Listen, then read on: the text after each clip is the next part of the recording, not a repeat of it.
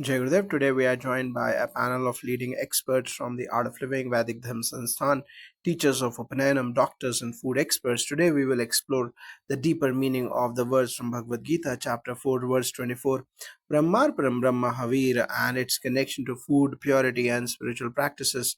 We will also discuss the ancient practice of Annapurna and the sacredness of food. Thank you all for joining us.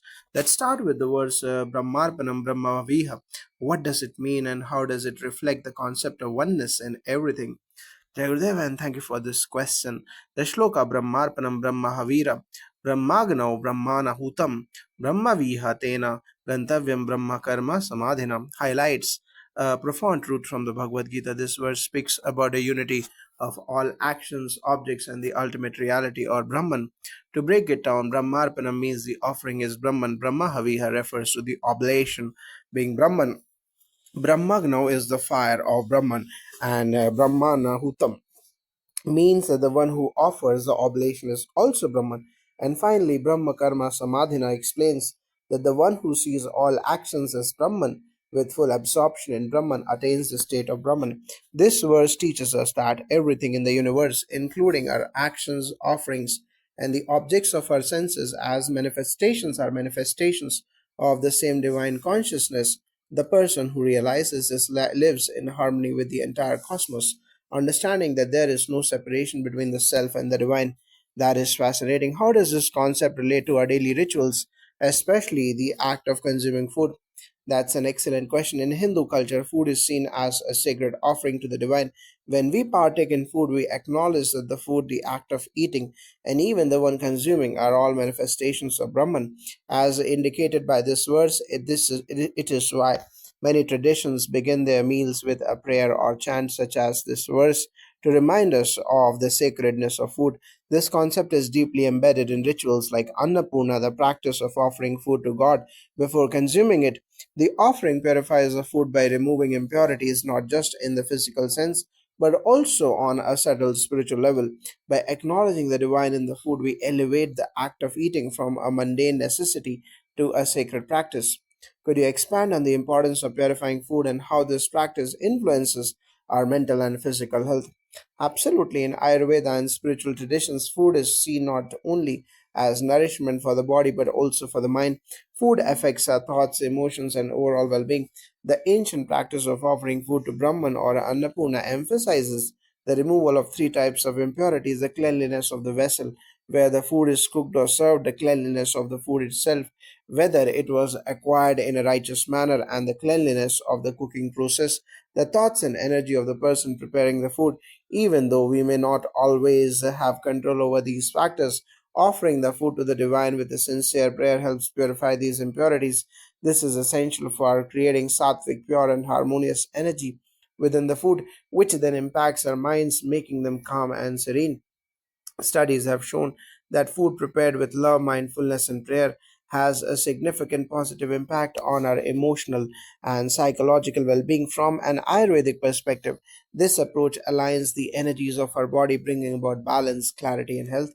That's a powerful insight. So, by offering food to Brahman, we transform not just the food but also our own mental state. Yes, exactly. When we chant the words Brahmarpanam Brahma Havira before meals, we create a sense of gratitude and reverence for the food we consume. This process shifts our focus from simply eating to being present in the moment and connecting with the divine thought process. Through process, food becomes a prasada, a divine offering, rather than just something we consume for sustenance.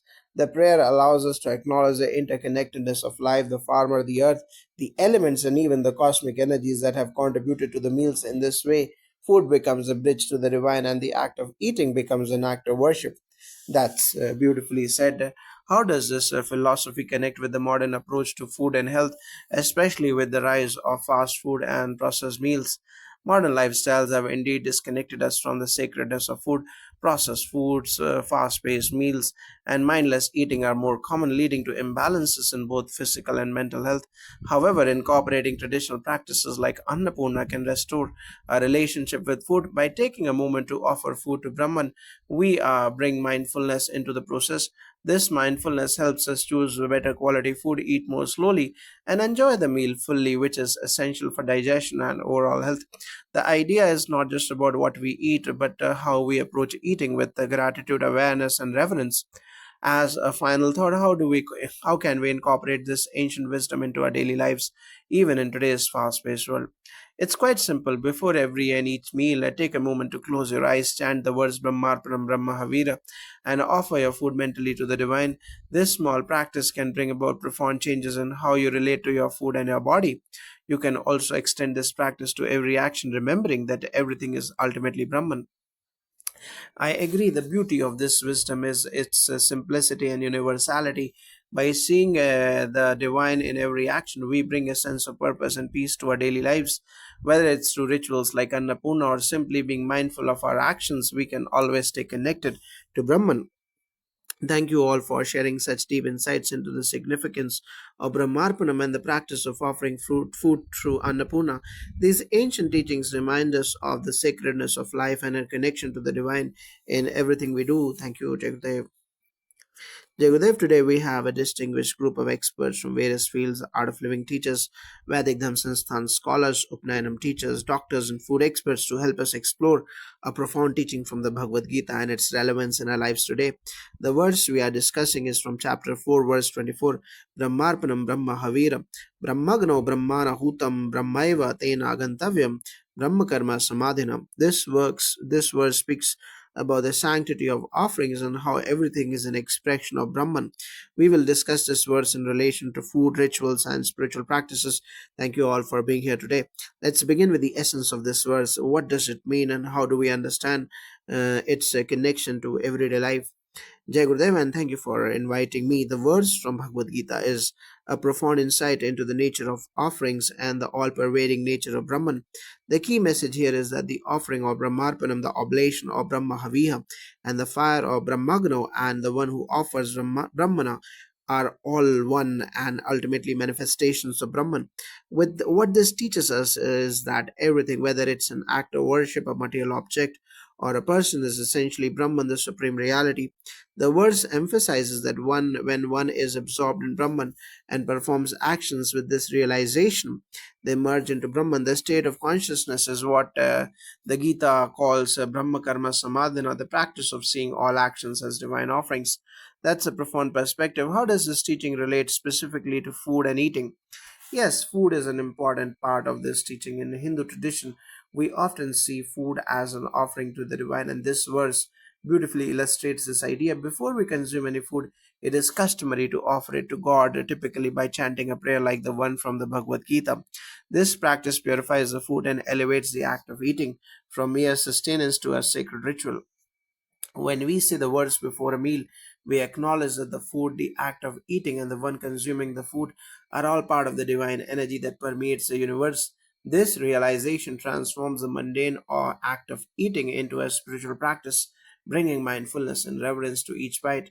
So, the act of offering food to Brahman before we eat purifies not just the food, but also our own minds and spirits. Exactly.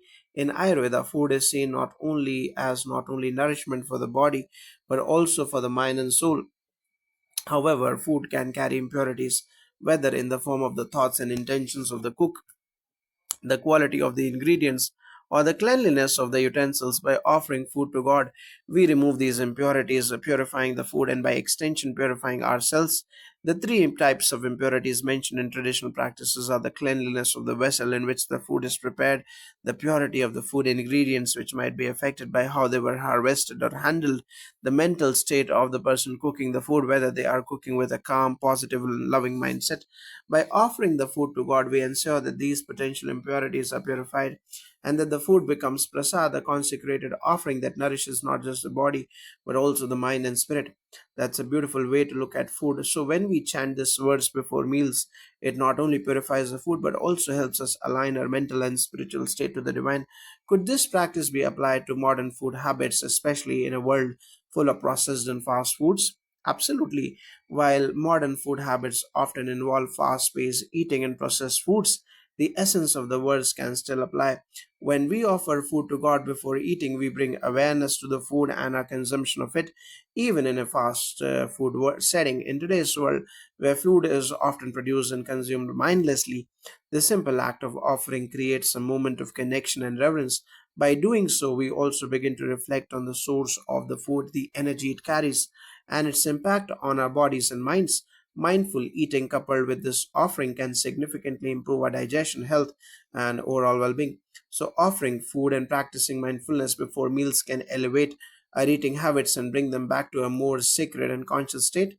Exactly, the practice of offering food to Brahman before eating is also deeply tied to the philosophy of sattvic living, living with purity, balance, and harmony. When we offer food with a pure heart, we not only purify the food but also our intentions. This act connects us with the divine and reminds us that we are caretakers of the earth's bounty. In the context of Upanayam, a sacred initiation into spiritual learning, the child is taught the value of such rituals as they grow and develop. They carry these teachings forward, understanding the importance of purifying their actions, thoughts, and even food. That's truly inspiring. It sounds like the practice of offering food is a simple yet a powerful way to integrate spiritual mindfulness into our daily lives. As a final question, how can we incorporate the tradition of offering into our busy lives in a way that which is simple and meaningful? It's quite simple, really. Before every meal, take a moment of silence, close your eyes, and say a prayer offering the food to the divine. Chanting the verse from the Bhagavad Gita is an excellent way to do this. Even if you are eating a simple meal, this act of offering makes it sacred. We don't need to make drastic changes. A few seconds of gratitude and reverence before eating can transform the entire experience, creating a deeper connection to the food and to the divine. This small practice can bring us back to the present moment and remind us of the interconnectedness of all things. Thank you so much for these insightful and practical teachings. It's clear that by understanding and practicing the principles behind this verse, we can elevate our daily rituals, especially something as essential as eating, into a spiritual experience that nourishes not just our bodies but our minds and souls as well, Jagdev.